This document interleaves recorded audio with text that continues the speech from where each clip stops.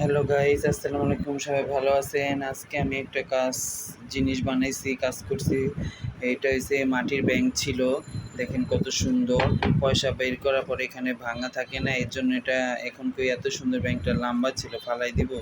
এখন এটারে দিয়ে আমি একটা কাজে কাটা ফেলাইছি, যে একটা ফুলদানি বানাই ফেলাই। মাথায় একটা বুদ্ধি আসলো, এই জন্য এটাকে কেটে হেক্স বিলেট বলে, ওইটা দিয়ে কেটে আপনার এই তো বানাইছি, একটা ফুলদানি বানাইছি। এখানে ওই যে ভাঙার সময় একটু ভেঙে গেছিলো, ওটা কিছু না।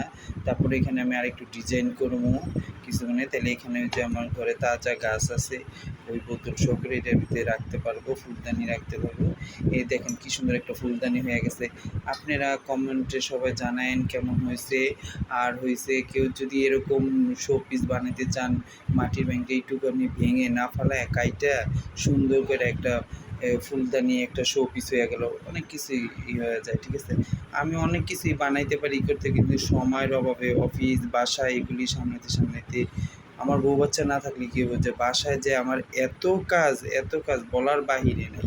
ঠিক আছে, খালি সবার বউ বাচ্চা থাকে দেখে কাজ আছে, আর আমার বউ বাচ্চা নাই দেখে আমার কোনো কাজ নাই। অনেক কাজ, বাসা নিয়ে থাকা, রান্না বান্না সব কিছু সবই আমার একা করতে হয়। ঠিক আছে, আর এখানে তারা আমার আব্বু আম্মু থাকে না। ঠিক না? এগুলি মানুষ বুঝে না, আর বুঝতেও বইলেও কোনো লাভ নেই। আর কে বুঝলো না বুঝলো আমার দেখার বিষয় নাই। যার যার ইয়ানুসি সে করুক। ঠিক আছে, সবাই আপনারা ভালো থাকেন। আল্লাহ হাফেজ। কেমন হয়েছে আমার জানাইন কমেন্ট করে।